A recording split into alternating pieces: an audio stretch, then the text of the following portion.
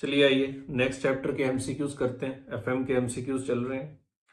छोटा सा ही है, scope and objectives of financial management. बच्चे मैं फिर कह रहा हूँ, थ्योरी चैप्टर्स के एमसीक्यूज ज्यादातर वही आने की संभावना है जो यहाँ दिए हुए हैं। देखो थ्योरी चैप्टर में इंस्टीट्यूट पंगा नहीं लेता है, जो स्टडी मटेरियल में दिए रहते हैं वही पूछता है। तो ये खास करके दो थ्योरी चैप्टर्स के जो एमसीक्यूज हैं ये जरूर कर लेना एक बार। पढ़िए जी। तो इसमें तो सिंपल सिंपल बातें हैं, कोई खास था ही नहीं। स्कोप एंड ऑब्जेक्टिव, दो ऑब्जेक्टिव होते हैं, profit maximization, wealth maximization. Main कौन सा है? Wealth maximization. उसी के इर्द गिर्द ही सारे क्वेश्चंस बनाए गए हैं। और तीन तरह के डिसीजन होते हैं, याद है?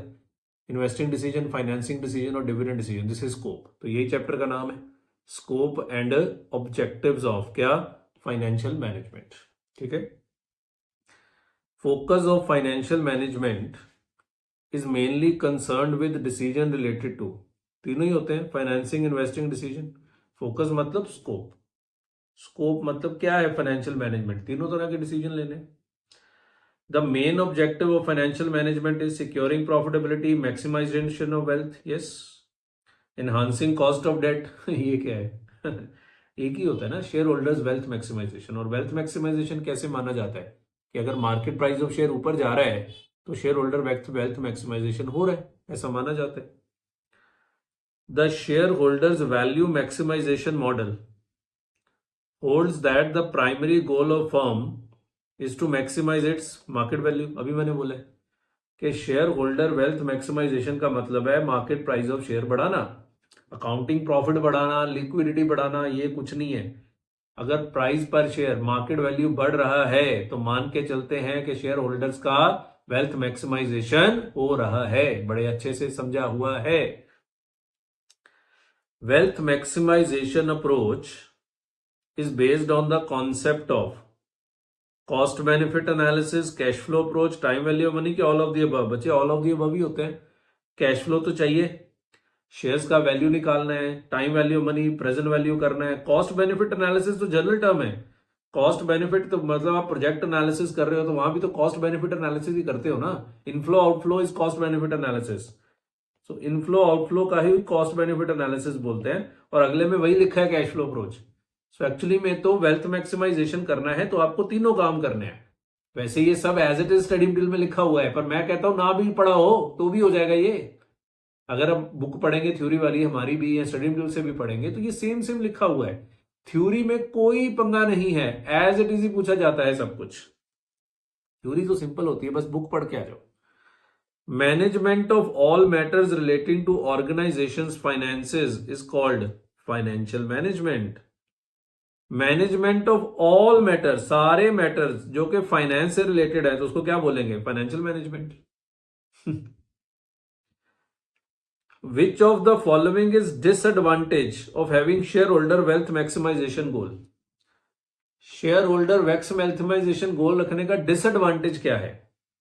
Emphasis on short term gain, no, gain होने दो, हमें क्या जा रहा है, ये कोई डिसएडवांटेज थोड़ा है। Ignores the timing of return, no. Require immediate resources, no. ये आंसर है। Offers no clear relationship between financing decision and share price. बच्चे मान लो आपने एक फाइनेंसिंग डिसीजन लिया कि मुझे डेट के साथ जाना है कि इक्विटी के साथ, आप ये नहीं बता सकते कि इसके कारण मेरा शेयर प्राइस कितना बढ़ा, तो one two one relationship establish नहीं होता। और ये एज इट इज यहां पे लिखा हुआ है, इधर देखो। डिसएडवांटेज, डिसएडवांटेज था कि शेयर होल्डर वेल्थ मैक्सिमाइजेशन का डिसएडवांटेज क्या है, ये देखो। Goal, goal wealth maximization, disadvantage इधर देखो, offers no clear relationship between financing decision and share price.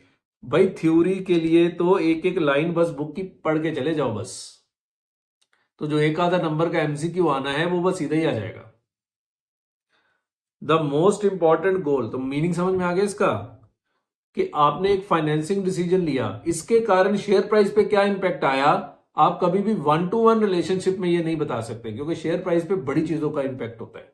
अब ये नहीं कह सकता कि ये मेरे डिसीजन, कई बार क्या होता है पूरा बाजार ही चल रहा है तो शेयर प्राइस एवं ही चली जा रहा है, आप नहीं भी कुछ करते तो भी चलता है। कई बार प्रमोटर को भी नहीं पता होता तो भी उसका शेयर चल रहा होता है। मार्केट में शेयर चलने के बड़े सारे कारण होते हैं। The most important goal of financial management is wealth maximization. बार बार एक ही चीज पूछी जा रही है, मैंने बोला था ना इसी के इर्द गिर्द सारे घूम रहे हैं, मैं तो बाकी पढ़ भी नहीं रहा हूं।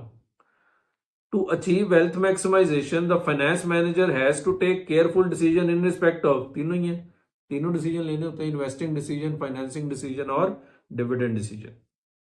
Early in the history of finance an important issue was, ये आपसे नहीं होगा। अर्ली दसो, इतिहास पूछ रहा है वगैरह। पहले इंपॉर्टेंट इशू क्या था? लिक्विडिटी, टेक्नोलॉजी, कैपिटल स्ट्रक्चर के फाइनेंसिंग ऑप्शन। बच्चे पहले सिर्फ लिक्विडिटी देखते थे, टेक्नोलॉजी तब होता नहीं था, टेक्नोलॉजी तो अभी आया है जब से इंटरनेट आया है।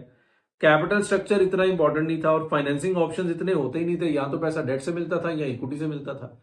अभी तो हमने कितने कंटेम्पररी सोर्सेज ऑफ फंडिंग पढ़ाए हैं आपको पिछले चैप्टर में। सो अर्ली सिर्फ लिक्विडिटी देखते थे कि हाँ ठीक है पैसा आ रहा है ना, बस ओके है।